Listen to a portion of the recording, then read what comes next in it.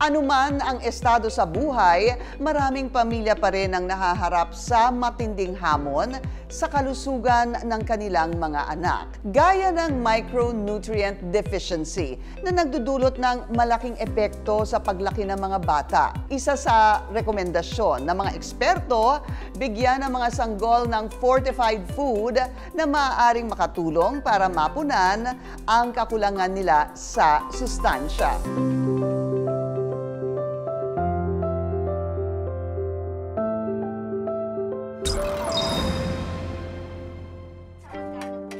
Isa ang malnutrisyon sa mga isyong pangkalusugan na kadalasan ay malubhang nakakaapekto sa mga bata at maaaring indahin ng sino mang pamilya, anumang estado sa buhay.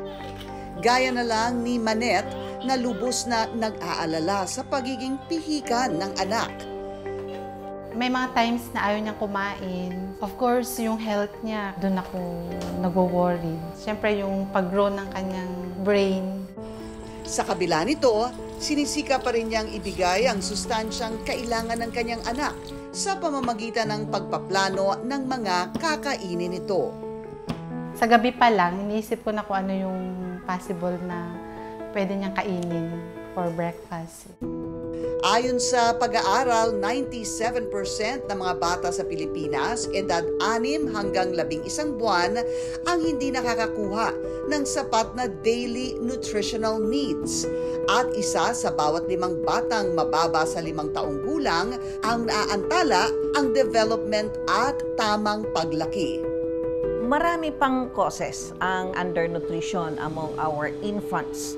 Ito po ay poor quality and adequate food intake. So ito yung minimum dietary diversity at saka minimum acceptable diet. Ang pangalawang cause ay yung high rates of infection.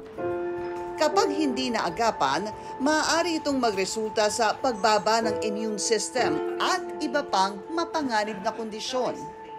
The impact of diet on health and development, marami po yan, no? Poor feeding in infants can lead, of course, to serious issues like, for example, stunted growth and sometimes obesity and poor cognitive development and then frequent attacks of illness. The worst scenario is the long-term effects na they will have a higher risk of having non-communicable disease. Alam na natin, ito yung mga diabetes, hypertension, no, cardiovascular, and so on. Ito po yung mga very negative consequences ng undernutrition sa ating infants. Isa sa mga solusyong inirerekomenda para sa problemang ito ay ang food fortification o ang proseso ng pagdagdag ng essential vitamins at minerals sa pagkain. Ang fortified cereals, halimbawa, na isa sa mga piling produktong maaaring ipakain sa mga bata, ay maaaring makatulong para mapunan ang kakulangan sa iron, folic acid, calcium, zinc, B-complex at vitamin C. Nakapanayam namin ang kinatawan ng isang multinational food and beverage company na si Meg Guevara, isa ring ina, tungkol sa kanilang mga hakbang para makatulong sumpuin ang micronutrient deficiency sa bansa. Maaari bang ipaliwanag sa amin yung benefits ng fortified cereals sa infants? Dito sa Nestle, meron tayong fortified infant cereals o Cerelac na merong as many as 20 vitamins and minerals na makukuha ng mga infants na typically hindi nakukuha sa Filipino diet. Just in one bowl, makukuha na ang more than 57% nutritional requirements on a daily basis. And even every bowl already contains more than 50% of iron that's needed daily. Paano nakakatulong ang Nestle sa pag-address sa malnutrition sa mga infants? There are other nutrients like immunity nutrients like vitamin C, zinc, and iron like I mentioned. Meron ding mga premium ingredients like probiotics ng B-lactase which are naturally active ingredients para mas masuportahan ang natural defense ng isang baby. Hinihikayat din nila ang mga mamimili na suriing maigi ang label ng mga produktong binibili. Overall, importante talaga na mabahagi ang Cerelac sa daily diet ng isang baby para makuha yung essential nutrients alongside a varied and balanced diet. Meron din siyang DHA, which is a known brain nutrient, pagsuporta sa development ng brain ng isang baby. At dahil masusi itong pinag-aaralan para maging akma hindi lamang sa nutritional needs, kundi pati na rin sa panlasa ng mga bata. Nagiging mas madali itong maging bahagi ng regular diet nila. Maraming ways na na-enjoy ang fortified infant cereals. One way is pinaprepare lang siya as per instructions, so dinadagdagan lang ng tubig. Marami ding mga mommies na nagpre-prepare it as a base. Dinadagdagan ng mga toppings katulad ng vegetables, fruits, or iba pang viands. Importante ang flavor, importante din ang texture para mas ma-accept ang product.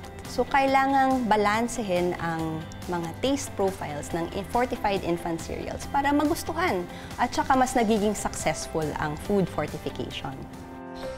Ganito rin ang nakasanayang gawin ni Manette para masigurong maisasama sa daily diet ng kanyang mga anak ang sustansyang kinakailangan nila.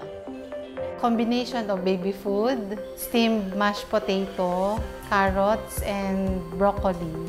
Then of course, fresh fruits. Mas magana siyang kumain pagka yung baby food yung binibigay ko sa kanya. Food fortification is actually intended to increase the content of micronutrients in food. It is actually the Republic Act 8976. Year 2000 pa ito. Continue breastfeeding. But of course, at the age of 6 months, there should be an appropriate complementary food already. Those that are actually nutrient-dense.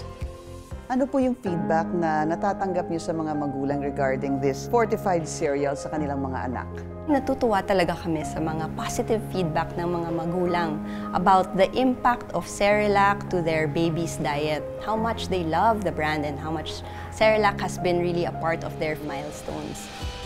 Ang pagbibigay ng sapat na nutrisyon sa mga anak ay hindi lamang tungkulin ng mga magulang, kundi isang responsibilidad ng buong komunidad. At sa tulong ng mga institusyong nakatuon dito, makakamit natin ang ating layunin na magkaroon ng mas malusog at mas produktibong henerasyon.